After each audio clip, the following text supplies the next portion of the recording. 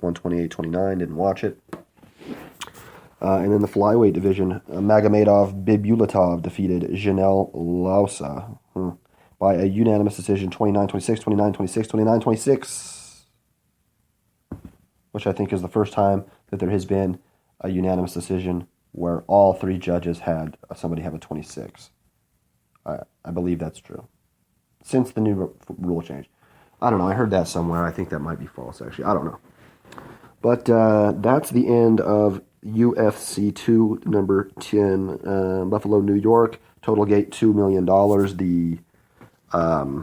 The most for a sporting event ever at the KeyBank Center there, which is where I think the Buffalo Sabres play, and probably no other sports teams that are of major affiliation. Sell out, 17,110 peeps. And a pretty good overall performance, I think. Other than the massive controversy that took over an hour to talk about, I think it was a pretty good show. I enjoyed it. Great card. Love pay-per-views. It's going to be the end of the UFC. Next week we got, or I guess this week, Saturday, there's going to be UFC from the Sprint Center in KCMO. We have a championship fight on the line here as well. Hopefully one with much less controversy, I would hope. Demetrius Mighty Mounts Johnson, I think he's going to tie, if he wins this fight, I think he's going to tie, what's his name? Like an Anderson Silva for the most title defenses of all time. Not entirely sure about that, but I'm pretty sure that's true. Rose Namajunas, Michelle Watterson, Jacare versus Whitaker. Monster matchup there. I'll be looking forward to that. We have a breakdown coming up maybe today, maybe tomorrow, sometime as far as that's concerned. But that's not even the end of the MMA from last weekend that we have to break down. So unfortunately, I was working and only got to see, really only got to see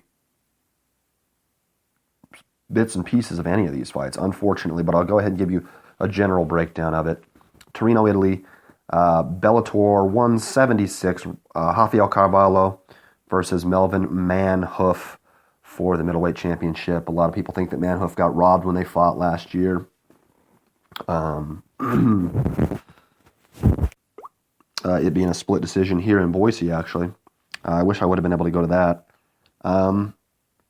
But they get the rematch about a year later, not quite a year later, 11 months, and Rafael Carvalho wins with a head kick knockout, a vicious one that kind of made me sad a little bit. Honestly, it was, I don't know, I didn't want to see Manhoef get, it was weird.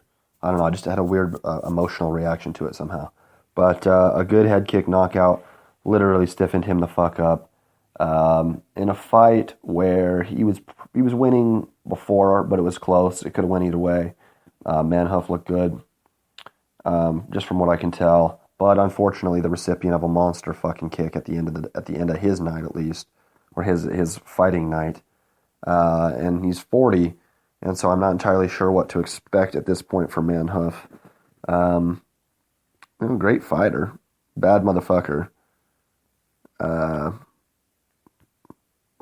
get past the glory shit. Back-to-back loss to Carvalho, beat Hisaki Kato, no contest to Lomachenko, lost to... he's technically lost 4 of his last 5 fights. I don't know what's going to happen.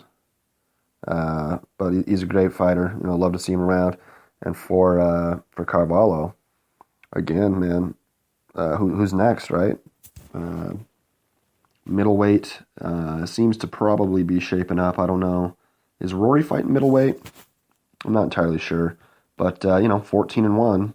Hasn't lost since his first fight ever. He's won 14 straight fights, including, Joe Schilling, Brandon Halsey, 2 over Manhoef. It's a bad motherfucker. It'd be interesting to see what's going to happen there at middleweight in Bellator. Women's catchweight, 132 pounds.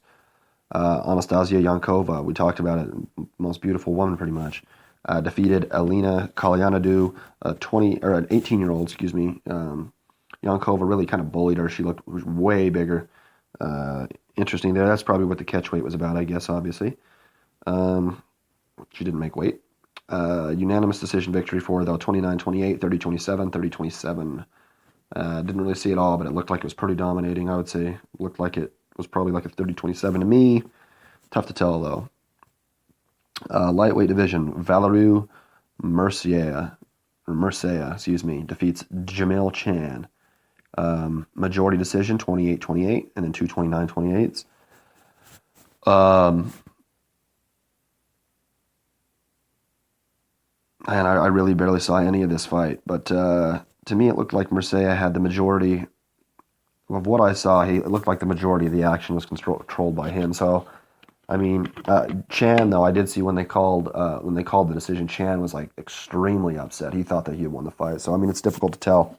I couldn't really find any way to rewatch that just because of the TV rights and shit. You can't like pay for it, or you can't get it on YouTube or anything like that, as far as I can tell.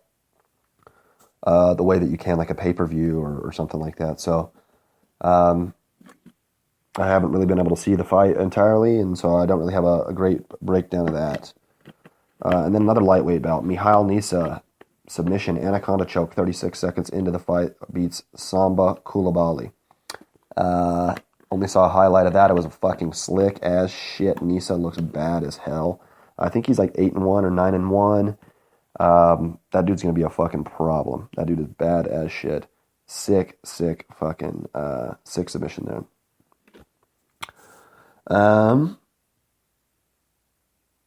Their Bellator kickboxing, I didn't see any of this. I'll just throw you some results here. Giorgio Petrosian defeated Armancio Parashiv, unanimous decision. Women's flyweight champion Denise Kielholtz defeats Martine Micheletto, unanimous decision. Middleweight John Wayne Parr knocks out Nando Calzetta, head kick KO right before the end of the third or second round.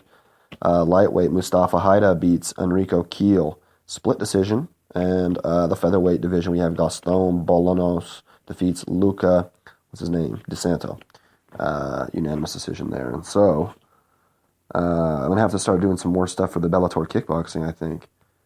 And we'll see how I can put that together. And for the card, Pala Alputor is the venue in Torino, Italy. The total attendance, 9,216. And in U.S. dollars, the total gate, $806,000, which is pretty damn good, I would say, considering the Cormier card did $2 million in the United States, that you guys could put up an $800,000 card. Bellator could in Italy. It's pretty interesting there. When was their last? Their last fight, Rampage King Mo, was $1 million gate in the Chicago area. That had no title fights on it, but Rampage King Mo is, a pretty big one there. What was their best gate before that? Oh, wow. Oh, at Thackerville, Oklahoma, though. Don't talk to me about that shit. Belfast, Ireland, they did $980,000, almost $1 million in Ireland. That's good. That's good numbers right there. There we go. San Jose, California. They go over $1 million again, almost $1.2 million. Patricky Pitbull, Josh Thompson. So, I mean, they're doing good numbers. Inglewood, California. Tito versus Chael. They did over $1 million. It's good stuff there.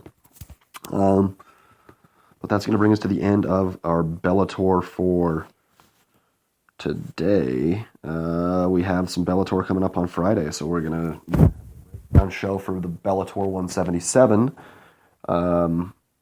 in Budapest this time at the Budapest Sports Arena. That'll be interesting. We have Eduardo Dantas versus Leandro Ego. Bantamweight championship fight there. Alrighty, but that's going to be the end of the MMA section of the show at 69 minutes. Bellator one went quick. That was a nice little 8-minute breakdown. But we got one other fight I broke down, which was the baddest fight of the evening. I'm actually going to rewatch it probably today. Vasily Lomachenko defeated Jason Sosa in just spectacular fashion. Just completely spectacular fashion. He won with, after the 10th round, I think it was, Sosa's corner threw in the towel. Nothing was close. I don't think Sosa landed more than 10 punches in a single round. I think every single round he was in double-digit punches. Lomachenko's best round, I think, was in the 50s in landed punches. He landed something like 280 punches to Sosa landed like 60 punches. Lomachenko looked incredible, the best I've ever seen him look. He was toying around with him a little bit. He even kind of got sympathetic toward the end. It looked like, and even Kellerman and Bernard Hopkins were talking about it as the commentators, that he looked like he was taking it easy the final round before they threw in the towel. That he looked like he was taking it easy on him and not really throwing the volume of punches in the combinations or the power. Definitely not the power in the combinations. He looked like he was just kind of touching him up a little bit. But a great victory for Vasily Lomachenko. In my opinion, got to be the pound for pound. No worse than 3. No worse than 3. He's pound for pound. He's better than Chocolatito. I mean, he's better than Golovkin pound for pound for sure too. I think Golovkin is the ring number 3 P for P guy right now. I don't see how. He looked good. He's great, but when he's undefeated, but his performances, like his most recent performance and stuff, is nothing, literally nothing compared to the performance that Lomachenko has now put on back-to-back guys. Back-to-back guys have had to just throw in the towel because they were not going to win the fight. Incredible performance for Lomachenko. My favorite boxer to watch now, for sure, bar none, is Lomachenko. Absolutely fucking incredible. Love Kovalev.